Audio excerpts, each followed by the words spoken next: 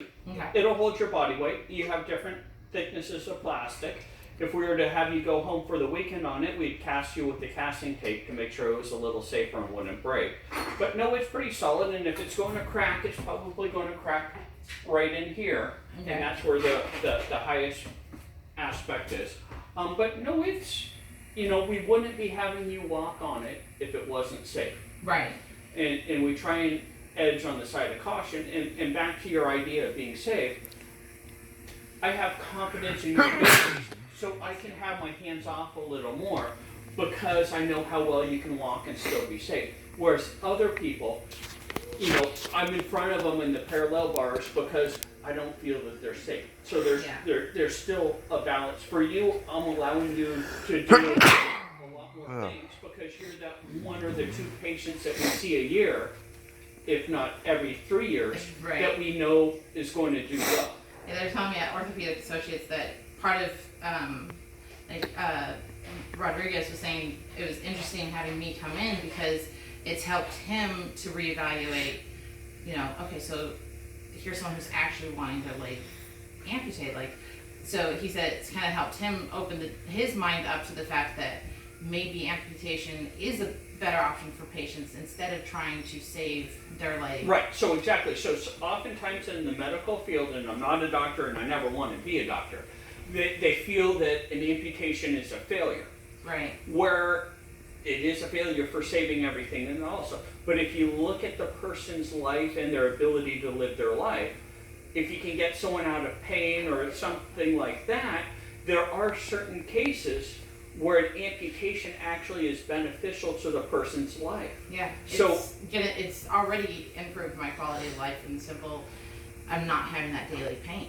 Yeah. And or it would be even harder if you're hooked on pain meds and now you can get off on the pain meds. So everything's always in the balance and everybody's an individual. Yeah. So you have to look at the person instead of the diagnosis code. Exactly. So he said that he said he appreciated my coming in because then he got to kind of see that firsthand, and so he was actually talking with other patients that he had previously said, let's try to save the leg. He's kind of tried to reevaluate, well, is this really in their best interest to save the leg? Right, and then if you can take it to a step further, say you have an elderly patient and you try your 10 surgeries and they haven't locked for 4 or 5 years because of the surgeries trying to save the leg. By the time they amputate the leg, their muscles have atrophied so much they don't have the strength to do it. Yeah. Whereas, if they've done it sooner. Right, but you have to look at each case individually and not as a generic rule of thumb, this is what I always do. So you said if you were to let me take this home for the weekend, is that a possibility? You're not healed. Okay. That wasn't a no, strictly speaking. Yes. So oftentimes for the people that we let it take it home to fit, they're more of a difficult fit, or you want to make sure everything's proper, and they have a prosthetic to begin with, and we're just trying to work out all the bugs. Okay. For you, I was like, wait, if you let me take it home, does that mean? yes. So, but for you, back to the idea that we don't want to do any harm. Your scabs are off, but you're not completely healed. Right. My Better concern, to not have it break down and then set me back than to push it. So I'm back to the safety factor, or I'd rather err on the side of caution. Yeah. The benefit gained from you taking it home isn't worth the risk.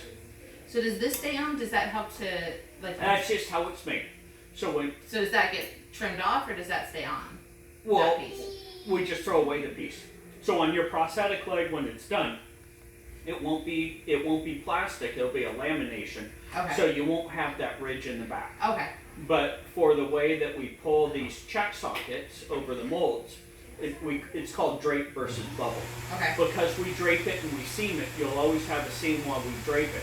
But if we were to bubble it, then you don't get it as thick, and you don't get the seam. Okay. But it's just how you make the check sockets. Gotcha. But your finished product won't have that, and will have your fabric material, so it'll be the color that you pick. Yep. It has the material that I picked is from my flower girl dress at my wedding. Right. So that'll be nice. Not too much longer. No. Alright. Okay. I think you can go ahead and stop. Yeah. Keep